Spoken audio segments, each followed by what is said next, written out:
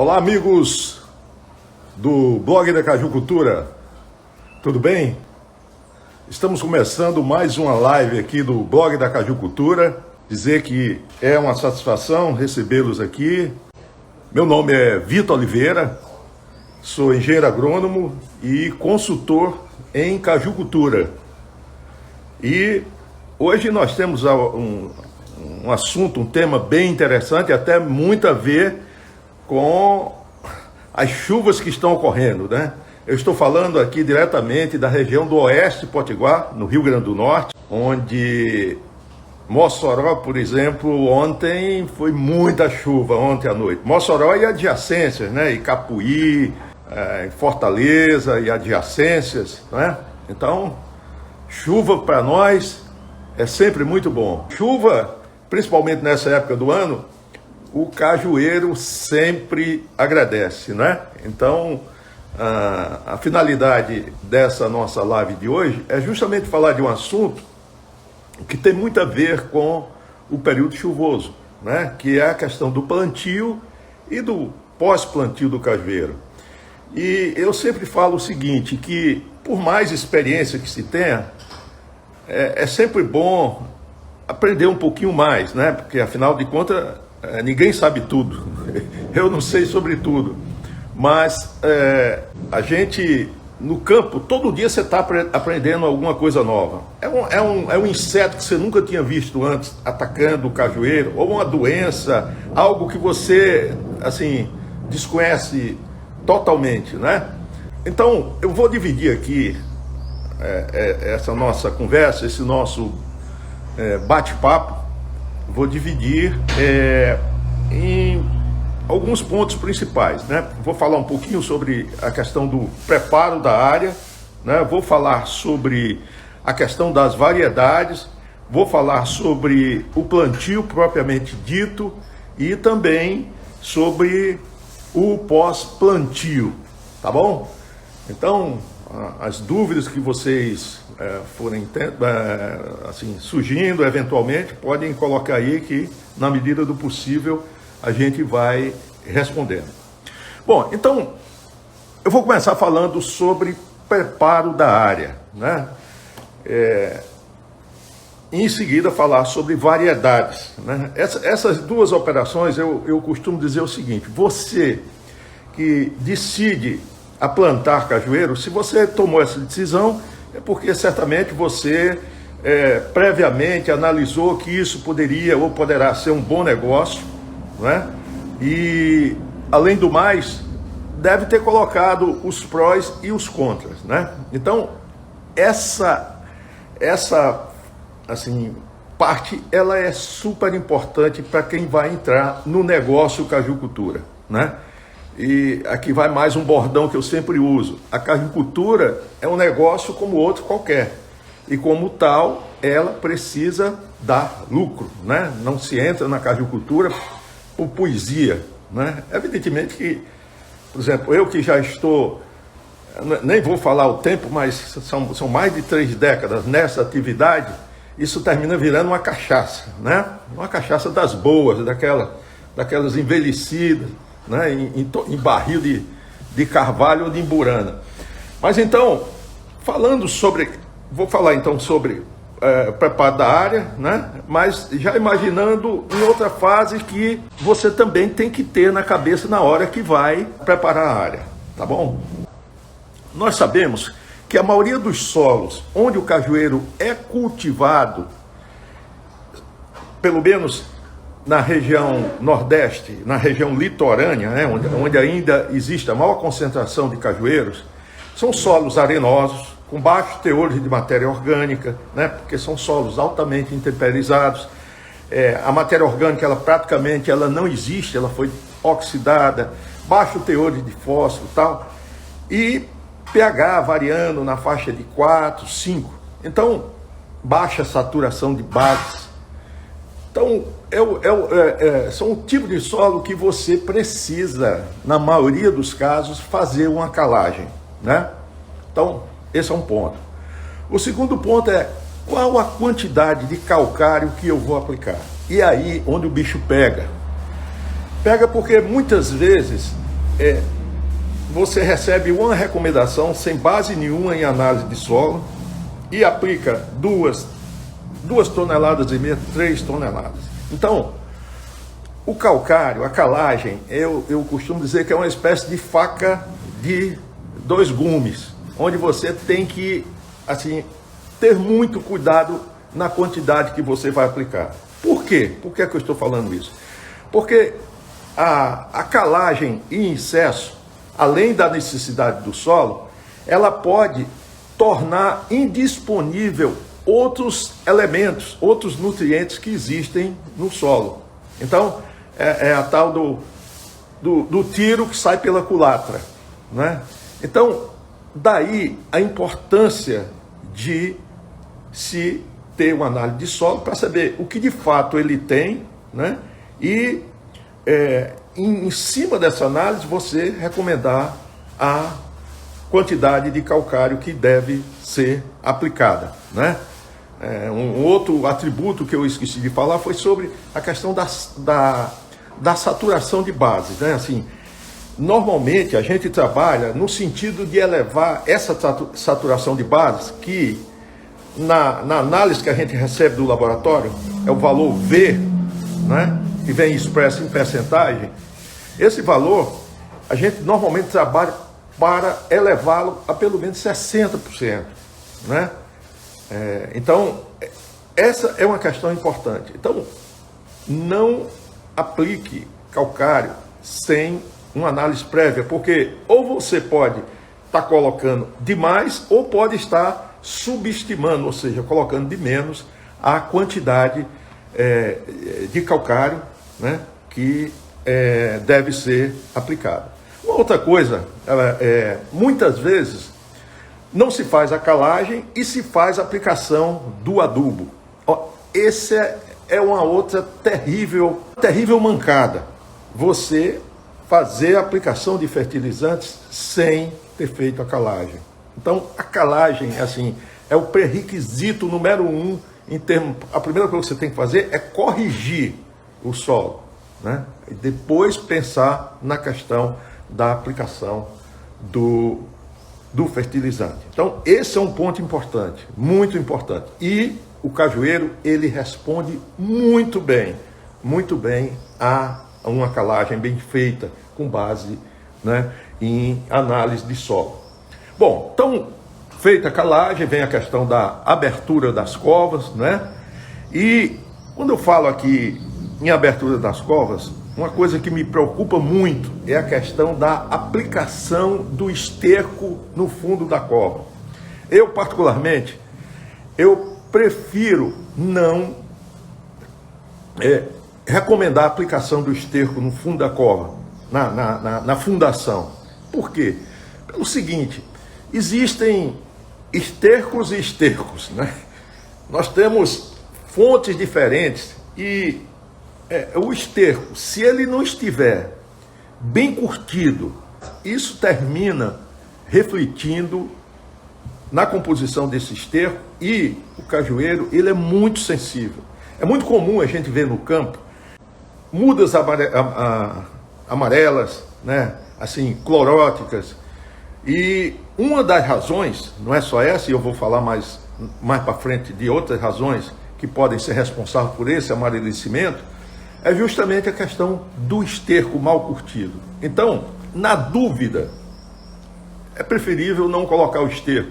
Coloca apenas a adubação de fundação à base de fósforo, né? Ou superfosfato simples, ou seja, que for outra fonte de fósforo. Então, esse é um outro ponto também, assim, que se deve ter bastante cuidado, o cuidado com o esterco na cova. Vamos ver aqui, falar um pouquinho agora sobre variedades, né?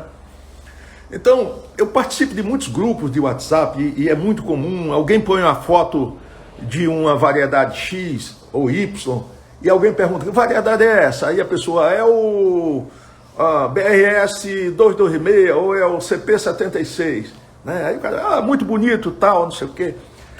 Meus amigos, a escolha da variedade a ser plantada, no caso de uma cultura perene como é o cajueiro, ela é uma decisão que praticamente é para o resto da vida do pomar. Então, muitas vezes o que acontece? A pessoa escolhe uma variedade porque acha bonita, mas não é assim, né? A primeira coisa que você deve fazer ao optar por uma variedade A ou B primeiro saber se ela vai bem naquela região, né? Mas a maioria das variedades que estão disponíveis hoje no mercado, elas se adaptam a larga faixa de solos, de clima e de regiões. Então, mas o mais importante é você primeiro saber qual é a variedade que é mais procurada por quem processa a castanha, por exemplo. Se o seu negócio for castanha, por exemplo, né? Então, eu vou plantar o quê? Eu vou plantar o BRS 226, eu vou plantar o 76. Então, você tem que ver qual é a variedade de castanha que recebe a melhor oferta de preço, principalmente por parte dos assadores, que, graças a Deus, hoje é quem estão assegurando melhores preços pagos ao cajucultor, né?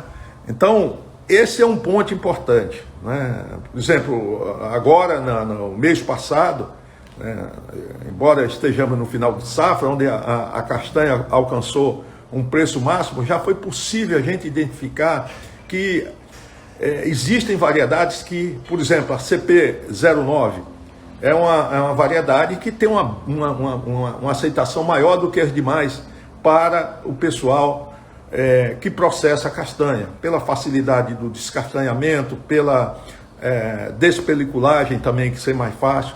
Então, são questões que a gente tem que botar na balança, né? Não é o simples fato, não, eu achei isso aqui bonito. Ou se você vai se dedicar ao caju de mesa, também é importante que você veja quais as variedades que têm maior aceitação. 76, o BRS 226, por exemplo. Muita gente acha que o BRS 226 não é aceito para caju de mesa, mas existem algumas regiões, e aqui eu dou um exemplo aqui do Mato Grosso, por exemplo, onde eles estão exportando caju de mesa para São Paulo, para o Sul, da variedade BRS 226 e bem aceito, né? Então, esse é um ponto importante. Então, ainda continuando falando sobre a questão das mudas, né? Então, falamos sobre variedade. Então, o conselho é: escute o mercado antes de escolher a variedade, né? Escute o mercado ao qual você pretende explorar, né? Se é caju para indústria, se é caju de mesa, se é castanha, ou se é castanha e caju, né? Então, esses são dicas assim que eu deixo aqui para vocês. Bom, questão das mudas. É muito importante que você escolha um viveiro qualificado, e nós temos bons viveiristas aqui na região Nordeste, né? Aqui no Rio Grande do Norte, na região ali de Severino Melo, Apudi, no Ceará, na região de Pacajus, Guanassés, Cascavel, só para citar alguns exemplos aqui desses dois estados, né? Nós temos bons viveiristas, né? Mas uma coisa que a gente tem que ter na cabeça é que produzir muda é diferente. Você quer comprar muda, você não vai encontrar muda lá na prateleira do supermercado ou do próprio viveiro, né? As mudas, porque é uma operação, de certo modo, de risco. Os viveiristas produzem mudas sob contrato, né? E esse contrato tem que ser estabelecido alguns meses antes do período que você pretende plantar essa muda, né? Então, esse é um ponto importante, porque muitas vezes o que ocorre? Você, de última hora, decidiu plantar, né? Já no início da chuva, não contratou mudas e chega lá, normalmente você vai encontrar alguma muda, mas certamente as mudas que você vai encontrar não terão a mesma qualidade de uma muda que foi contratada, porque ali é mais ou menos como se fosse uma espécie de final de feira. Raramente são os viveiristas que produzem a mais, né? Porque aquilo é um risco. Ele vai produzir a mais, não sabe se vai vender ou não. Então, evite muda de fim de feira, né? uma muda, eu sempre digo o seguinte, uma muda de qualidade, ela deve ter um bom vigor vegetativo, né? Folhas verdes, pelo menos 6 folhas, né? Não devem ser estioladas, né? Aquelas mudas compridas, uma boa soldadura na região do enxerto e do porta-enxerto. Então, todas essas questões, elas devem ser pensadas. E outra coisa, né? Como nós vivemos numa região onde a ocorrência de chuvas não é uma coisa assim que sempre acontece, a abundância de chuvas sempre acontece, então é comum que a gente tenha que fazer replantio, às vezes por conta de um veranico prolongado, né? Então, o ideal é que você estime um percentual. Eu trabalho geralmente com 15% a 20% com taxa de replantio, né? Geralmente, se eu vou comprar 100 mudas, aí adiciono mais 15 mudas em cima disso, 15 ou 20 mudas, né? Em vez de comprar 100, compro 115, 120, né? E uma outra questão, outra dica importante que eu deixo também é o seguinte: é muito comum, já que nós estamos falando de replantio, nós sabemos que nós temos uma faixa curta de período chuvoso, né? Você planta a muda no início do período chuvoso e ali você vai ter o quê? 3, 4 meses, né, de chuvas. Esse ano, graças a Deus, na maioria das regiões nós estamos tendo um período chuvoso bem interessante, mas às vezes isso não acontece. E por conta, às vezes, de falta de água ou de outro problema, você vê uma muda ali mirrada, que não desenvolve de jeito nenhum. Então, eu digo, não adianta queimar vela com defunto ruim. Substitui essa muda, porque você tem uma janela muito curta para poder assegurar o estabelecimento dessa muda. Então, se você vier, já que você colocou esses 15% ou 20% a mais, então aproveita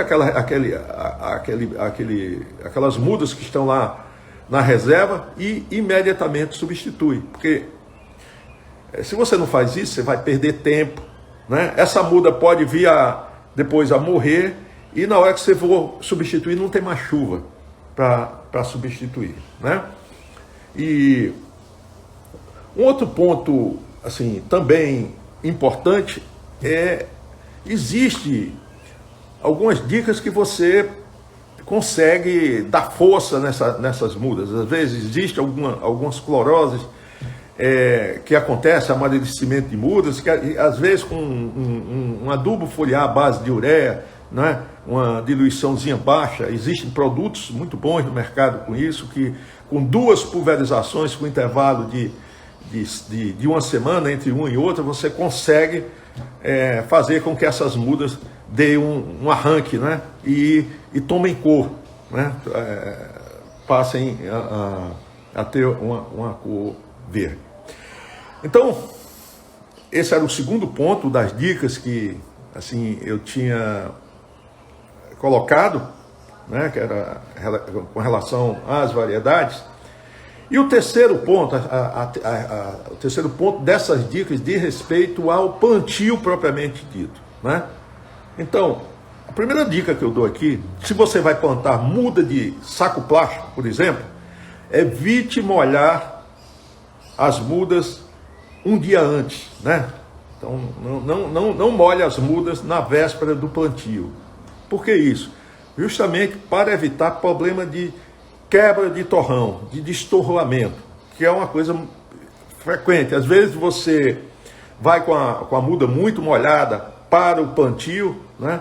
E na hora de você retirar o saquinho plástico, às vezes acontece ou destorroamento ou da própria quebra do torrão. Então tem que ter muito cuidado, né? Porque às vezes você quebra esse torrão ao meio e nem nota, planta, ela está ali verdinha e tal, daqui mais uns 15 dias ela começa a amadurecer e você não sabe por que foi. Então essa pode ser também uma das razões, esse cuidado no plantio. Então evite de molhar as mudas um dia antes do plantio, né? Então, uma outra coisa importante, dependendo de quanto tempo essas mudas passaram no viveiro, é você, na hora do plantio, fazer, se tiver muita muda enovelada, é fazer o que a gente chama de uma toalete, pelo menos uns 2 dedos, dá um corte na parte de baixo, né? E plantar. E na hora de plantar, também uma outra coisa que deve ser observada é evitar de afogar a muda. Muitas vezes você preparou aquela cova, plantou a muda e planta, às vezes chega até na região do enxerto, né? Então evite fazer isso, né? Porque o que vai acontecer, se vai forçar algumas brotações indesejáveis, que normalmente acontecem, né? E se você afoga, pior ainda, se você enterra muito a muda, né? E um outro cuidado importante também é no plantio, você também juntar, vamos usar aqui um termo, encalcar bem o solo próximo ao torrão, para que haja esse contato e facilite o pegamento da muda, tá? Um outro ponto ainda, que essa operação é crucial, né? Às vezes as pessoas dizem, mas Vitor, para que esse cuidado todo? Eu digo, olha, cara, uma muda hoje está variando de região para região, mas uma muda de cajueira não, ela custa mais de R$3, tá? Mas quando você soma tudo que está envolvido até essa muda estar estabelecida no campo, você pode multiplicar isso por 3 ou 4, né? Então, esse é um trabalho que tem que ser muito bem feito, tem que ser muito cuidadoso. Por quê? A muda, ela está saindo praticamente do berço, né? E para ela se adaptar a esse novo ambiente, ela tem que ser cercada de todos os cuidados, né? A fim de que, de fato, ela se estabeleça, né? Então, quando eu falo desse valor se multiplicar por 3 ou 4, por quê? Você vai adicionar uma bagana de palha de carnaúba, né? Você tem ali um piquete que você vai ter que usar para conduzir essa muda, né? Até pelo menos o 2º ano de idade. Então, quando você soma, e a mão de obra envolvida em tudo isso, né? Então, é importante que tudo isso seja feito com muito capricho, né? Com muito carinho, com muito cuidado, essa questão. Eu falei aqui sobre bagana de palha de carnaúba. Qualquer cobertura, qualquer material de cobertura morta que venha a ser utilizada por ocasião do plantio do cajueiro, ela tem que estar muito bem curtida. Isso vale para qualquer coisa, né? E a bagana da palha de carnaúba, ela é bastante utilizada, né? Mas é importante também que ela esteja bem curtida, né? Então, a maneira de você saber na prática se ela está bem ou não curtida no monte que você tenha da palha de carnaúba que você comprou, é você enfiar a mão lá dentro e sentir a temperatura. Se tiver quente, então significa que ela ainda não está curtida, né? Então isso tem que estar fria. Isso vale também para outros, inclusive para o próprio esterco, né? Para você saber se está ou não curtido. Bom, eu falei aqui sobre a questão do piqueteamento, né? Porque quando a gente fala no piquete, qual a finalidade dele? Esse é um tutor, é o quê? Orientar essa muda no campo. A recomendação que nós damos, inclusive eu tenho um vídeo sobre esse assunto no canal da Cajucultura no YouTube, é que nós façamos a condução dessa muda em haste única, né? Numa única haste, e até os 60 ou 70 centímetros em relação à superfície do solo. Então, todas as ramificações que surgirem até os 60, 70 centímetros aqui, elas devem ser eliminadas. E a partir daqui se quebra, então, a dominância apical e as brotações que vierem surgindo, a gente vai selecionando e deixa em torno de 4 pernadas, né? Dispostas radialmente, de forma concêntrica em relação à planta. Isso é importante, por quê? É importante porque essa condução, desde o início, vai facilitar a condução futura do pomar, vai facilitar a passagem de máquinas, né? Vai facilitar a aplicação de defensivos agrícolas, e essa condução nessa disposição que eu falei, vai permitir uma maior insolação, porque o cajueiro é uma planta que precisa muito de luz, de sol, né? Para que ele expresse a sua massa, o seu máximo potencial produtivo. Então, é importantíssimo que a copa do cajueiro receba o máximo de insolação possível, né? Para fazer a fotossíntese e, dessa forma, consequentemente, assegurar uma boa produção. Então, esse tutoramento que é feito com um piquete, esse piquete deve ter em torno de 1 metro de altura. No início, você deve, então, ter essa planta, fazer um amarrio com barbante em 8, né?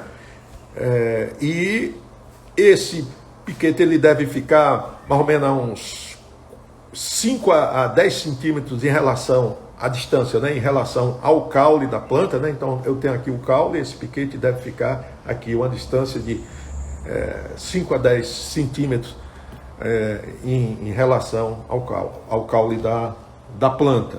Então, já falamos sobre preparo da área, sobre variedades, né? Acabamos de falar sobre plantio e vamos falar agora um pouquinho sobre operação de pós-plantio, né? O primeiro ponto, como eu falei, as mudas elas saíram do berçário. O viveiro nada mais é do que um berçário, né? E essas mudas elas estão saindo de um ambiente onde elas estavam protegidas, vamos dizer assim, estavam à meia sombra, né? Porque os viveiros eles são cobertos com sombrite, né? Depois elas têm uma fase de aclimatação ao pleno sol e depois vão para o viveiro, né? Existe mais ou menos uma escala gradativa de adaptação. Mas quando elas chegam no campo, então elas vão enfrentar toda a sorte de, vamos dizer assim, de intempéries. São pragas que antes elas não estavam expostas no viveiro, porque o viveiro você tem um ambiente controlado, você está ali de olho controlando praga, alguma doença que ocorre, né? É diferente no campo quando você vai para uma escala maior. Então, é comum essa questão então, de você verificar a ocorrência de mudas amarelas, né? É importante aqui no caso o monitoramento, né? Ou seja, a inspeção rotineira do pomar, né? Tem que chegar num ponto onde você já passe por essas mudas e elas já lhe cumprimentem, né? Porque com essa inspeção rotineira você já consegue evitar muitos problemas, né? Existem algumas doenças, algumas pragas, por exemplo, existem algumas pragas que elas ocorrem em reboleiras isoladas. E se você consegue identificar essas pragas a tempo, você economiza dinheiro com a aplicação de veneno, né? de defensivos agrícolas, veneno para praga, né? E se não tivermos cuidado também para o homem, né? Então, inclusive, não esquecer a questão dos EPIs, né? Dos equipamentos de proteção individual na aplicação de qualquer defensivo agrícola. Então, essa questão de amadurecimento de mudas, eu já falei anteriormente, rapidinho aqui, existem produtos que são milagrosos, né? No bom sentido, né? Embora a gente saiba que tem alguns produtos que se dizem milagrosos, mas não são, então muito cuidado também. Às vezes eu fico espantado com algumas recomendações. O cara recomendando um adubo foliar para controle de cochonilha. Cuidado com essas promessas milagrosas, né? Então, pós-plantio. O que acontece no pós-plantio? Como todos sabemos, a muda enxertada, ela tem um porta-enxerto, né? E que a gente chama de cavalo, e tem o enxerto propriamente dito, né? Nós sabemos que o cavalo, geralmente ele é mais vigoroso do que o enxerto. Então, quando você planta a muda, o que acontece? Ali é uma luta, vamos dizer assim, pela sobrevivência. O porta-enxerto, ele quer de toda forma, continuar existindo, né? E o que a gente observa muito no campo? A ocorrência de brotações na região do cavalo, ou na região do porta-enxerto. Então, essas brotações, elas devem ser eliminadas, e elas são muito comuns nos primeiros 6, 8 meses após o plantio. Então fique de olho. Por quê? Porque se você não faz isso enquanto é cedo, enquanto é tempo, né? Porque no início até com a unha você consegue, né? Ou uma tesourinha de poda você pode eliminar. Mas se você não fizer isso e deixar, o que vai acontecer? Você vai ter ramos ladrões, na realidade ali vai ser uma planta de pé franco, que vai engolir a muda enxertada, né? Então às vezes você vê num cajueiro, você tem lá um caju com cajus com cores diferentes. O que foi ali? Ali foi a brotação do porta-enxerto, né? Que é uma planta de pé franco, e que prosperou e terminou reproduzindo, né? Frutificando. Então, cuidado com essas brotações, elas devem ser eliminadas, né? Essa operação de desbrota, ela é muito importante nessa fase, né? Nesses primeiros 8 meses.